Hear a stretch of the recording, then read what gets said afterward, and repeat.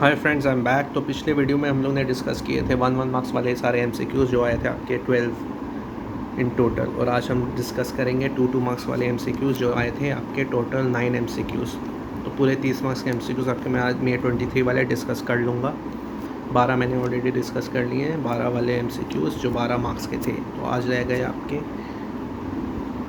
बाकी 18 मार्क्स के एमसीक्यूज़, जिसमें आए थे 9 एमसीक्यूज़ ऑफ 2 मार्क्स ईच, जिस पे आई थी 2 इंटीग्रेटेड केस स्टडीज़, जो कि एक बेस थी आपकी एग्जाम्शन पे। ये आपकी एक्चुअली इंटीग्रेटेड केस स्टडी थी, तो इसमें आपके काफ़ी कंसेप्ट्स चेक किए थे। एक थी, दूसरी आपकी थी, दूसरा कंसेप्ट जो आपका टेस्ट किया था वो था आरसीएम, तीसरा आपका एग्रीगेट टर्नओवर, चौथा कंसेप्ट जो चैलेंज किया था इंस्टीट्यूट ने आपको आंसर करने के लिए था वो था प्लेस ऑफ सप्लाई। और ये जो दूसरी आपकी इंटीग्रेटेड केस स्टडी थी ये थी purely and purely educational institution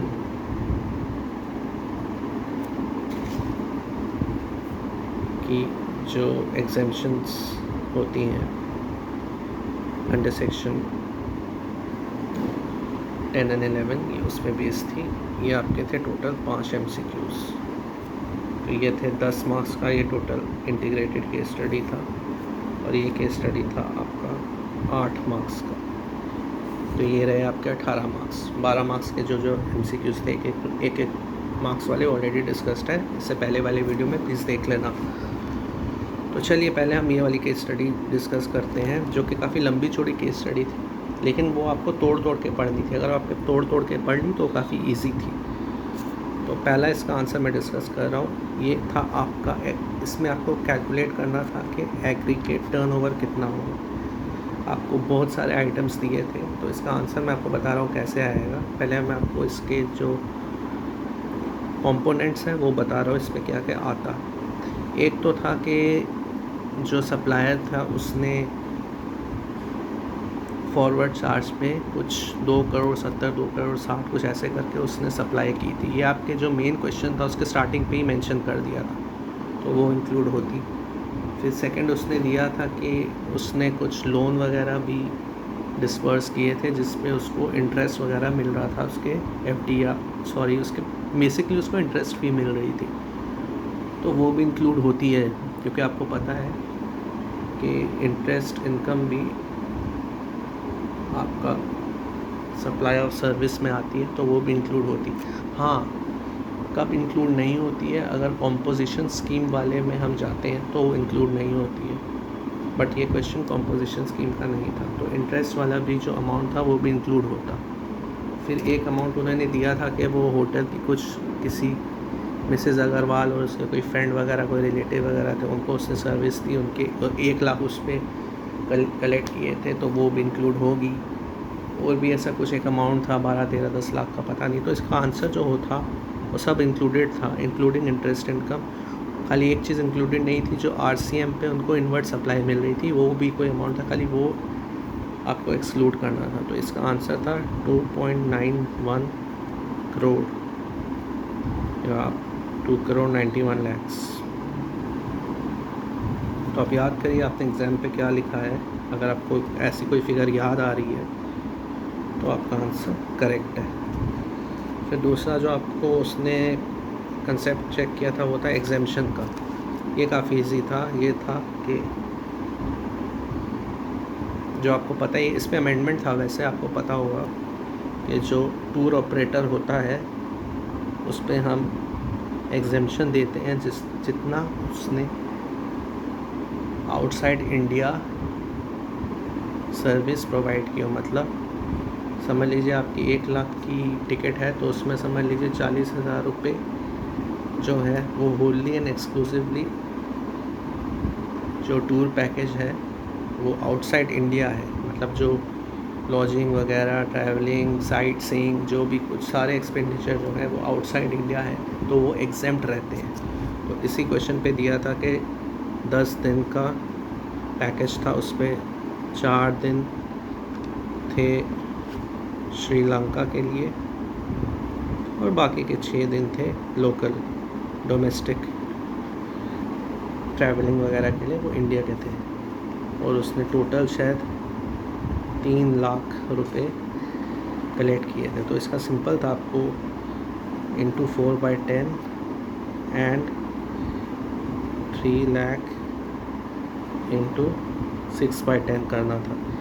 ये वाला जो अमाउंट आता, ये जो श्रीलंका पे था ये था एग्जेम्प्ट, और ये वाला अम्प्लाई जो अमाउंट था जो इंडिया पे था वो था टैक्सेबल। तो इसका अमाउंट आएगा कितना, 1,20,000, और इसका आएगा 1,80,000। तो इसका आंसर होगा 1,80,000 टैक्सेबल एंड 1,20,000 एग्जेम्प्ट। चलिए, आपके 2 MCQs ये भी डिस्कस हो गए। और एक कंसेप्ट इन लोगों ने डिस्कस किया था, वो था प्लेस ऑफ सप्लाई पे। कोई मिसेस अग्रवाल थी, उसने 2 वे जर्नी टिकट बनाई थी, और आपको पता है जब 2 वे जर्नी टिकट बनाई हो तो हम जो second part of the journey उसको एज ए सेपरेट टिकट मानते हैं, सेपरेट कंसिडरेशन मानते हैं। तो 2 प्लेस ऑफ सप्लाई निकलेंगे, एक था मुंबई और एक था जोधपुर। बट अगर ये कंटिन्यूस पार्ट ऑफ द, आपको क्वेश्चन पढ़ना पड़ेगा, अगर ये कंटिन्यूस जर्नी होती तो खाली मुंबई ही आंसर होता। बट मेरे ख्याल से इस पे हम इस जो क्वेश्चन बनाया गया था उससे हमको ये समझ आ रहा था कि इस क्वेश्चन पे सेपरेट जर्नी ही कंसिडर करनी पड़ती। तो उस अकॉर्डिंगली इसका आंसर होगा, प्लेस ऑफ सप्लाई होगा मुंबई एंड जोधपुर। तो चलिए, आपके ये वाले भी MCQs डिस्कस हो गए। RCM अभी कंसेप्ट पूछा था, देखिए ये मेरे को लगता है काफ़ी उन्होंने रॉन्ग किया होगा। इसका भी आंसर मेरे को एग्जैक्टली मिल गया है, क्वेश्चन मिल गया है इंटरेस्टिंगली। आंसर तो मैं आपको बताऊंगा। देखिए, इस पे 2 सप्लाई थे। एक सप्लाई था कि डायरेक्टर को कुछ रेम्यूनरेशन दी जा रही थी, जो कि थी 20,000 पर मंथ। तो आपके एनुअल पेमेंट्स कितने हो गए, डायरेक्टर को की सैलरी कितनी आपको देनी पड़ी, 2,40,000। ऑब्वियसली ये एक होल टाइम डायरेक्टर वाला केस था, ये कोई इंडिपेंडेंट डायरेक्टर वाला केस नहीं था। तो आपने उसको कितनी दी, 2,40,000 की डायरेक्टर रेम्यूनरेशन दी। और एक आपकी था, आपने कोई सिक्योरिटी सर्विसेज ली, ये थी आपकी 25,000 टोटल अमाउंट, ऐसे कुछ दिया हुआ था। ठीक है, अब मैं आपको बताता हूँ इसमें मज़ेदार बात क्या है, जो काफ़ी स्टूडेंट्स ने गलत करके आए होंगे।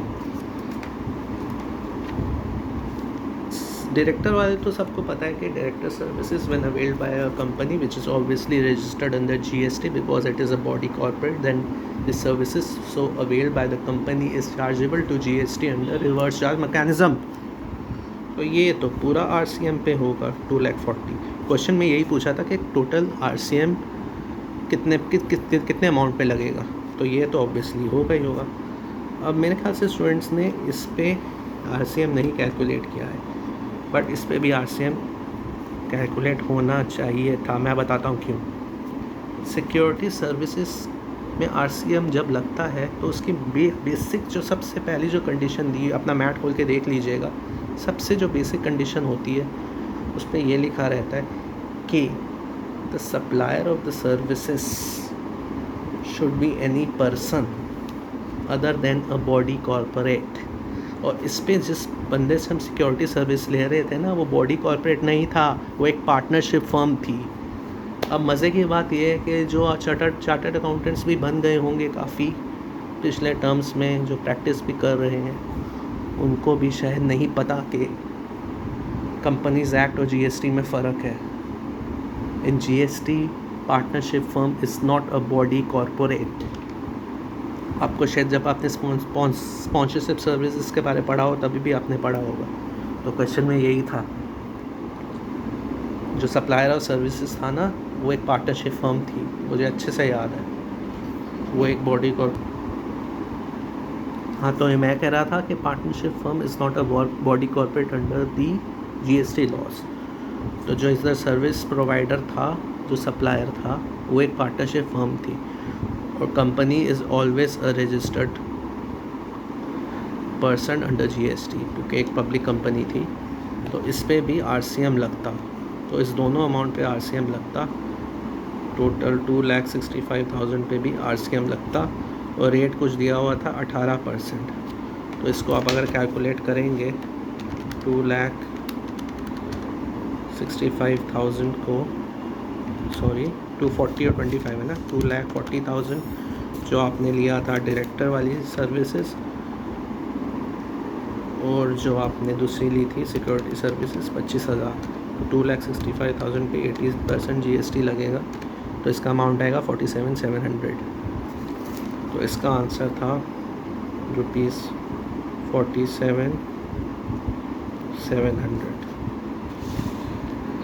तो देखिए हमने ये पहली वाली इंटीग्रेटेड स्टडीज़ के चारों MCQ डिस्कस कर लिए। अब जो एजुकेशन इंस्टीट्यूशन वाला पे था, देखिए इसकी लंबी चौड़ी केस स्टडी दी थी पैराग्राफ फॉर्म में, कोई अमाउंट ऐसा सच नहीं था। अब मैं आपको इसका कंसेप्ट बता दे रहा हूँ, इसके 5 MCQ के आंसर बता दे रहा हूँ, आपको याद आ जाएगा क्या था। एक तो उन्होंने ऐसे क्वेश्चन पूछा था जिसका आंसर पता क्या होगा, जिसका आंसर होगा कि जो ट्रांसपोर्टेशन सर्विसेज प्रोवाइड की गई हुई हैं स्टूडेंट्स को, टीचर को, अदर स्टाफ को, तीनों की तीनों एग्जेम्प्ट होगी। ये था पहला MCQ। तो जो ट्रांसपोर्टेशन सर्विसेज दी थी स्टूडेंट्स, टीचर्स और अदर स्टाफ को, वो एग्जेम्प्ट रहेंगी। इसका दूसरा MCQ था कि कुछ उन्हें कंसिडरेशन मिल रहा था in the form of entrance fee. तो इसका आंसर पता है क्या होगा, ये दूसरा MCQ था आपका। इसका आंसर होगा कि बोथ इंटरनल स्टूडेंट्स और एक्सटर्नल स्टूडेंट्स से जो फीस मिल रही थी वो दोनों की दोनों ही एग्जेम्प्ट रहेगी। तो इसका आंसर होगा no GST is payable on consideration of ₹12 lakh received from students in the form of entrance fee, as such amount is exempt from GST. However, it still qualifies to be a supply as per CGST Act and needs to be reported in the return for the month of May as exempt supply. तो दोनों की दोनों ही आपकी exempt रहेगी, internal external दोनों। तीसरा जो आपका MCQ था उसका आंसर होगा, ये था आपका जो CBSE बोर्ड जो थी, जो कंडक्ट ऑफ एग्जामिनेशन करा रही थी स्टूडेंट्स की, तो इसका आंसर होगा, और ऑब्वियसली आपने पढ़ा होगा, एक क्लैरिफिकेशन इशू किया था आपके अमेंडमेंट में भी आपने पढ़ा होगा कि for the limited purpose CBSE and other state boards are also considered as education institutions. तो इसका आंसर होगा it is an exempt supply under section 11 of CGST Act as CBSE is treated as educational institution for the limited purpose of providing services by way of conduct of examination to the students. Fourth MCQ था, कोई hostel services भी दे रहे थे external students को besides educational services. तो इसका answer होगा कि वो जो हॉस्टल सर्विसेज भी दे रहे थे वो अलॉन्ग विथ एजुकेशन इंस्टीट्यूशन जो एजुकेशनल सर्विसेज दे रहा था वो दोनों ही कंबाइन हो जाएंगी एज अ कॉम्पोजिट सप्लाई। तो इसका आंसर होगा it is a composite supply with the principal supply is educational services. Since the principal supply is exempt, so the entire consideration of 1,75,000 is also exempt from GST। और आपका last MCQ जो 5th MCQ था